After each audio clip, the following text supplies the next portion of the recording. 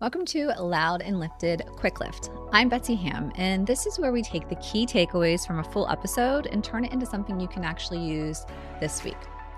Today, we're pulling from a conversation with Kasey D'Amato about big decisions, emotional intelligence, outside pressure, and finding clarity when everything else feels loud.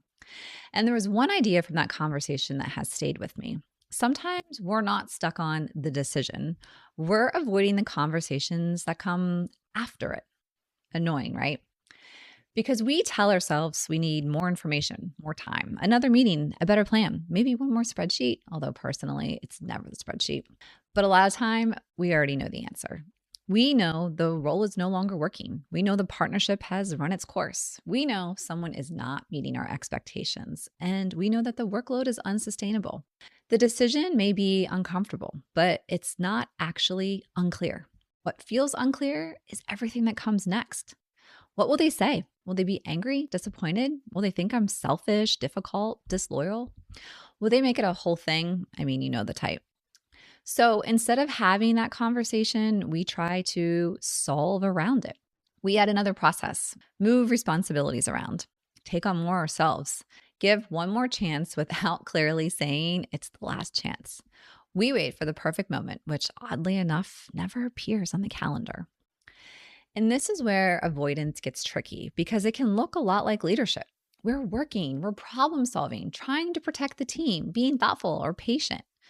But are we leading the issue forward, or are we just making ourselves busier so we don't have to deal with the part that feels so personal? I have done this. I have told myself I was waiting for more clarity.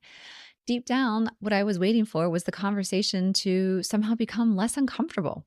It never does, by the way. So let's make this practical. 4 steps to get out of the loop and move toward the conversation you already know you need to have. Number 1, name the conversation. Before you solve anything, name the conversation you're avoiding. Who is the person and what do you actually need to say?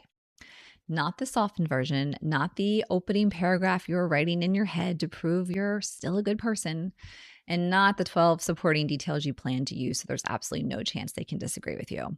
What is the truth in one sentence? Maybe it's the partnership is no longer working, or your performance is not meeting the expectations of this role, or I made a decision that you may not agree with. The one sentence matters because we often make the conversation harder by trying to make the truth impossible to feel. We add so much context and apology and explanation that the other person cannot tell what we're actually saying. Is this feedback, a warning, a request, a final decision? You know what I'm talking about.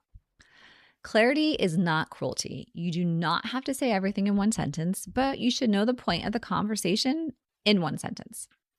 So action item, write down the person's name and the one sentence you have been avoiding. Do not write the speech yet, just write the truth. Step 2, make sure you've made the decision. Sometimes we avoid the conversation because we're scared. Other times we avoid it because we genuinely have not made the decision yet. Those are not the same problems. This is where Kasey's head, heart, and gut framework is so useful. It separates the different inputs instead of letting them all swirl together in one giant feeling of, I don't know. So let's start with your head. What does the data say? Look at the facts, the numbers, the performance, the pattern, the history. Is the situation improving? Have expectations been clear?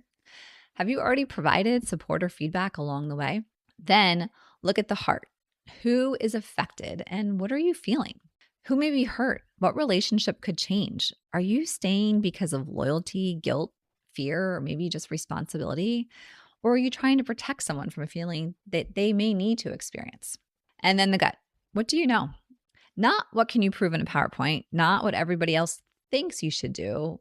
When the noise quiets down, what do you already know? Kasey's rule is that 2 of the 3 need to align. And I love that because all 3 may never agree. Your head and gut may say it's time to leave while your heart is sad about what you're losing.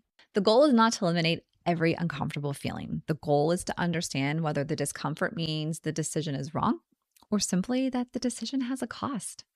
When I made my own career pivot, it was not because every part of me felt calm and certain. There was excitement, but there was also grief, fear, identity, and a lot of questions about what came next. A decision can be right and still feel heavy. Action item, create 3 columns, head, heart, gut. Answer each one separately. Then ask, where do two of the three align? Step 3, notice what avoidance is costing you. Avoiding the conversation does not keep things neutral. It actually creates a cost. Maybe you keep doing work that belongs to someone else. Maybe your strongest team members are frustrated because an issue is not being addressed. Maybe you're losing sleep, replaying imaginary versions of the conversation. And maybe you're becoming resentful toward a person who does not even know they're the problem. And sometimes the person on the other side already knows something is off. They feel the tension, they notice the vague feedback. They just don't know what it means. Silence does not protect people. Sometimes it simply makes them anxious without giving them anything useful to respond to. This is also where busyness becomes a very convenient hiding place. We say, I have to take this on. I have to stay involved. I have to wait until things settle down. I have to get through this launch quarter busy season. But sometimes I have to really means I'm scared to say no. I'm scared to disappoint someone or look difficult or, again, have the conversation. Kasey made the point that many things we describe as outside our control are actually choices we have continued making because of fear, expectation, or other people's perceptions. This does not mean every responsibility magically disappears. It means we stop pretending we have no role in the pattern. Ask yourself, what am I continuing to do because it allows me to postpone the real issue? And what is the delay costing me, the other person, and everyone around us? Action item here is name one cost of waiting, then identify one workaround or delay you can stop using as a cover. And step number 4, prepare for the conversation, not every possible reaction.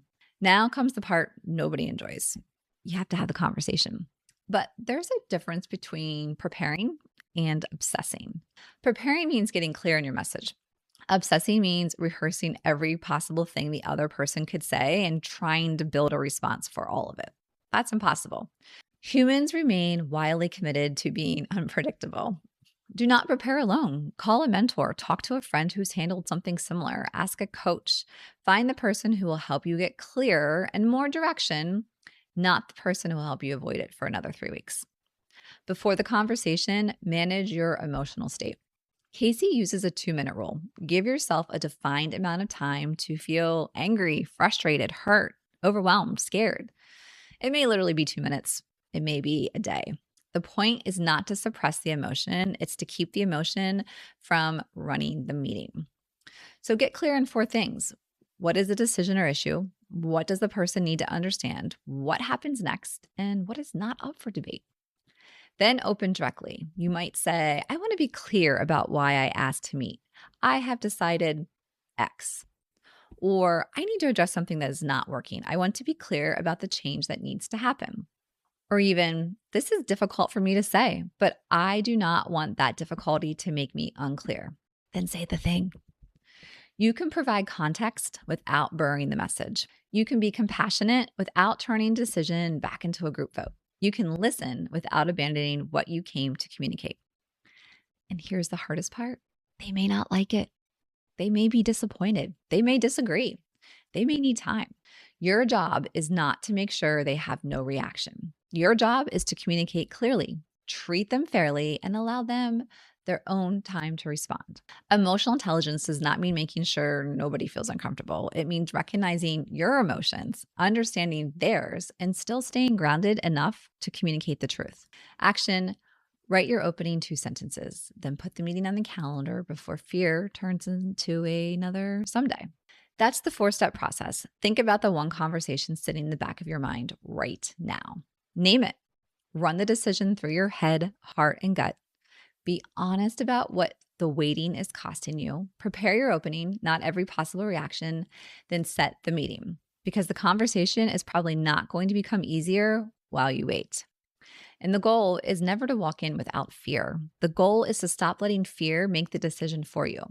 There's a good chance the relief begins before the conversation is even over, because you are no longer spending all of your energy carrying what has not been said. And trust me, I have one of these conversations sitting on my list too. So I'm not talking to you from the other side of perfect execution. I am right there with you. This week, find your conversation, write the sentence, set the meeting, and say what needs to be said. If you haven't listened to Kasey's full episode, I strongly encourage you to do so. Until next time, stay loud and stay lifted.